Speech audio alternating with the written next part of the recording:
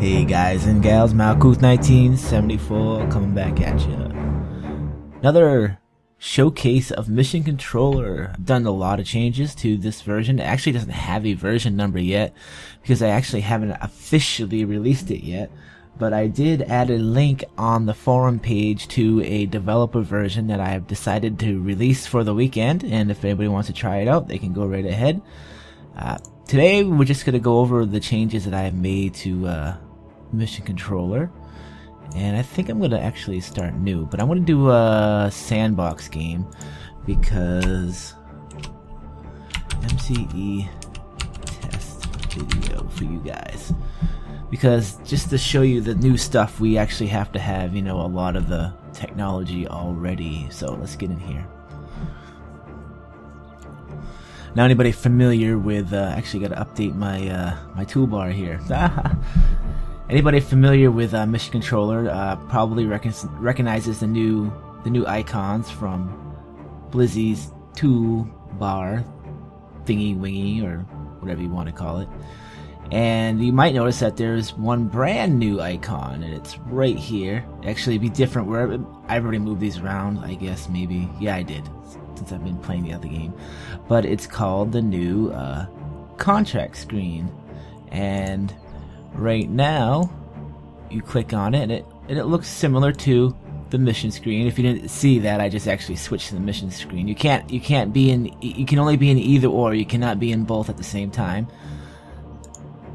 So available contracts, you can go like this, and right now there are none available. So how the new contract system does work is that they become available as the companies give them to you. So in this case, there's no companies giving us contracts, and right now the system is pretty limited to there's only like 4 or 5 base missions in the system right now, and it'll grow later.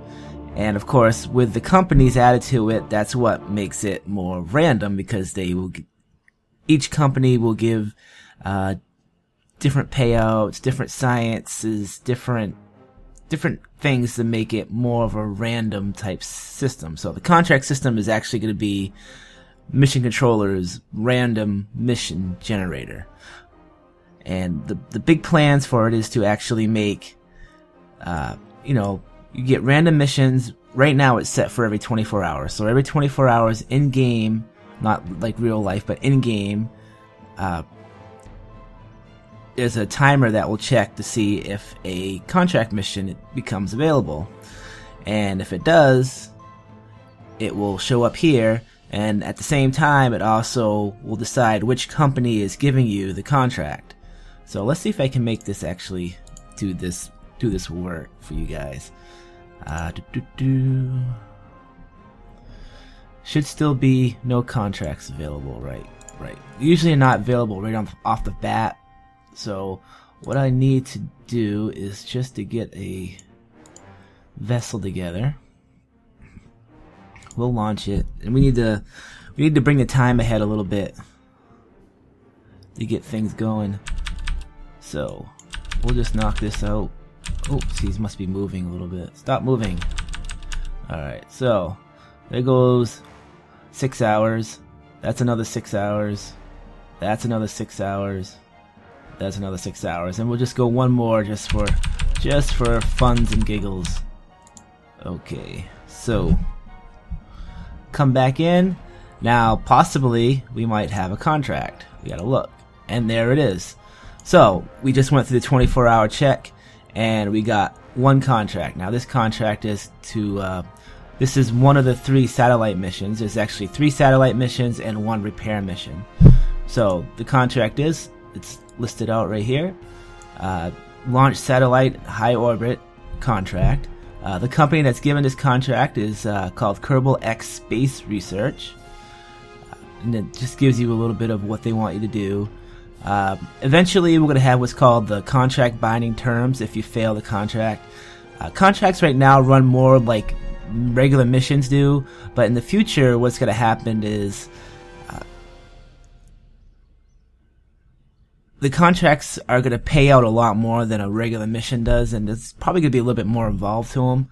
maybe instead of like setting up one satellite, they'll set up like a satellite network. And if you fail the mission, what's going to happen is you receive a penalty. So that penalty is going to be the contract payout, which is 72,000 plus 10% of that 72,000. So you'd be paying quite a bit of money there, almost another $8,000 on top of that if you failed it. And right now it's not in the game because the big part of the system that will make that work is what I'm going to do with the Kerbals, your astronaut Kerbals. The plan is to have them have specialties. So a specialty of that you can train, and it'll cost you money to train them. So say, for instance, a launch satellite mission. So I haven't decided how if that's gonna actually. I think every contract's gonna have a specialty to it. So say you need a good pilot, or something like that. A good pilot. We'll use that as an example. Now, if you send a good pilot on the contract mission, then you're gonna have a 100% chance of the mission not failing. Now, if you don't have any pilots that are of that specialty, then the mission only has an 85% chance of not failing.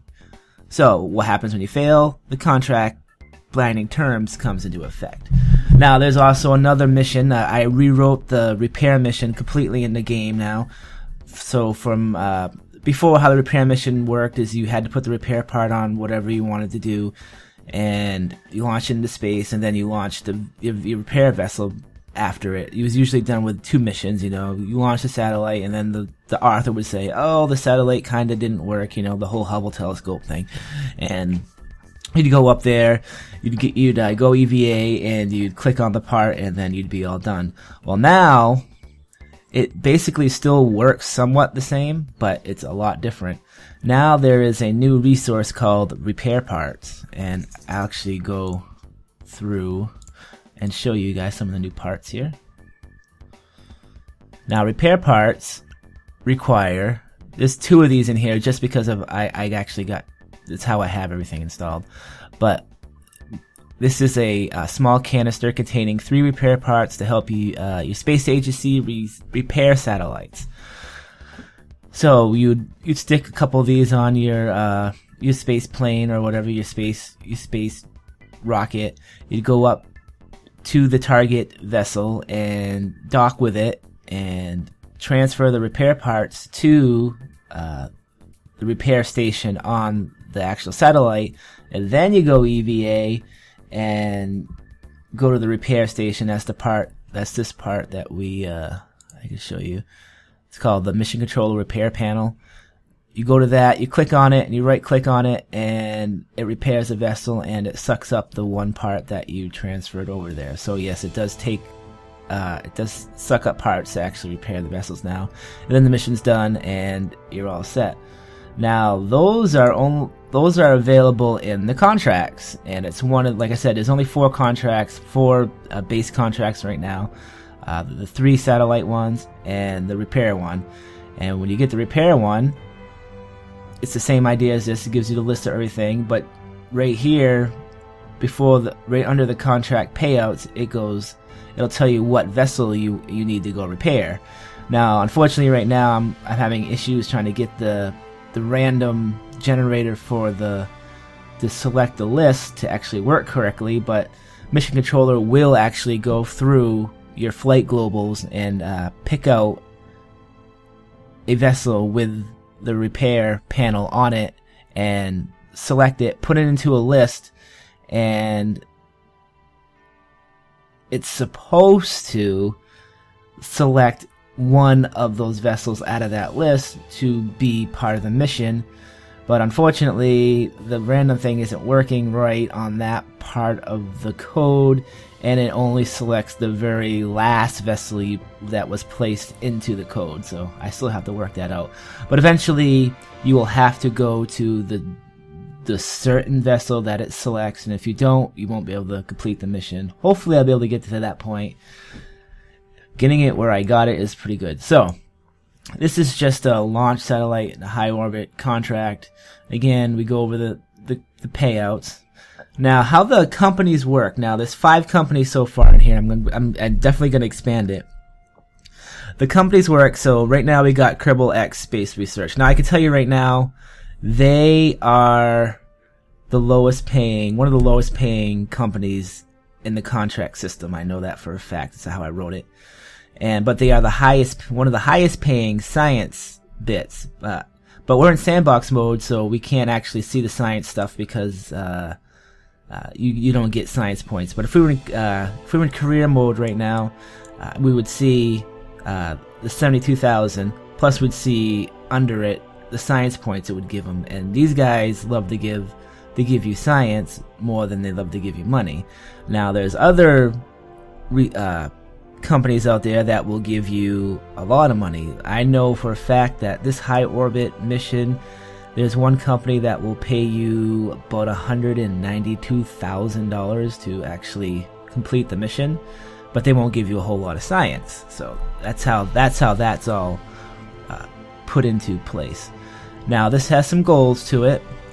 The main goal is just to repair the vessel, and actually, main goal is just to get this vessel, to get a satellite into high orbit, which is, this is pretty high. It's the min periapsis is 359, and the max apoapsis is 364. So that's pretty far away.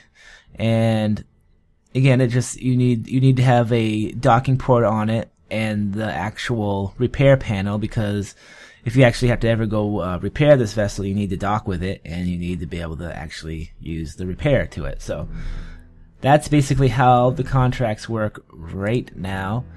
And everything is still tracked, even when you do a contract. So if I have my mission log right here, this was added in 0.43. We'll go over that now. 0.43. This is what you guys, if you just go get 0.43, you won't have the contract system. But if you get the developer version that I uploaded Thursday night, you guys can have the full version that you see me using right here. So when you do missions and you finish them, the mission log will show every single mission you've ever done, the date you finished it, the vessel you did it with, and the payout that you got for that vessel. So that's the logbook for the missions. The Kerbal Hire book, again, this is another feature in 0.63. I'll show you guys how that works. The first 3 Kerbals are free, like you get Jebediah, Bill, and Bob. But what happens is, say I go to here and I want one more Kerbal, so I get Bildorf Kerman. I hire him. You notice nothing happened. Well, that's because of how the code in the plugins work. We can't actually interact with this button for some reason, but we can. I did find a way around it, and there you go. So I just changed scenes, and now Mission Controller said, "Hey, you just hired there's another Kerbal that is not on the list. You just hired him."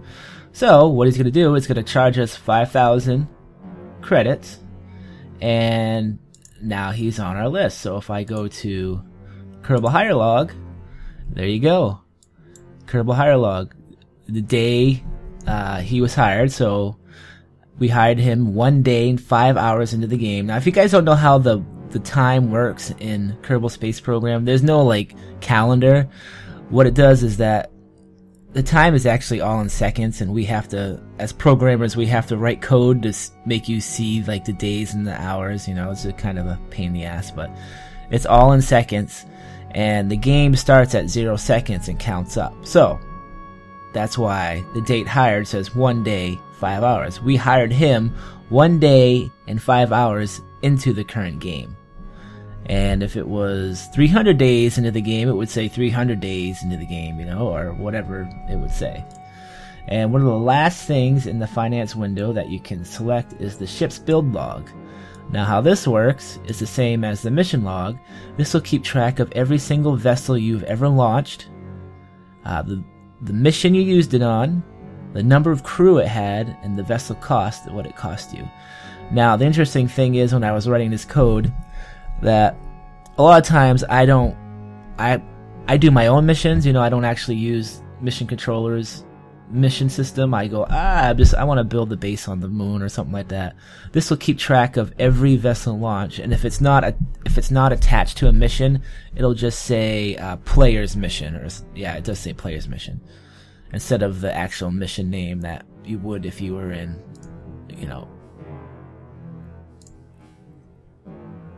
one of our missions here. So that's the finance tab. Nothing much has changed in the settings tab. You can still disable plugin, which will change the plugin up here to true. Make sure you don't keep that on or nothing will work correctly. You can go back, you can go into hardcore mode if you want. That's normal mode, and this is hardcore. You see it change to hardcore there. We'll put it back in normal. You can reset MC to the start values. That means it will reset mission controller extended to where its default values are. So back to 50,000 credits, and that's about it. You can see some of the icons up here. You now have, with Blizzy's toolbars, you have a current budget readout and a ship value readout, if you guys notice that. And the breakdown for the ship list is right here. This is ship breakdown value, little tool icon that comes up. You just click on it, and it's going to tell you the different sections that go to this thing, this little rover thing, and how much its total cost is. If we change vessels to, say, the Kerbal X, which is actually quite expensive, the value would change. Now, the Kerbal X costs 206,449 buckaroos to actually launch. And that seems like a lot of money, but eventually missions start paying out pretty well, where something like that is, not too scary, but it's a climbing process that you actually have to get to. So let's go to the launch screen and we'll check out this. A couple more changes before we end this video. Again, we have the current budget, which is what CB stands for, and the ship value, which is what SV stands for, meaning 206,451. So if I launch this vessel right now, this value would actually go down because you're burning off the fuel and all that wonderful stuff. And you still have your access to all your buttons up here, and your ship breakdown, your research window. Since we are in, we're not in career mode, we don't have any research, so you just get this message. And you can hide these toolbars with this little pointy thing here, and of course that's still settings right there. And this button right here is the special button.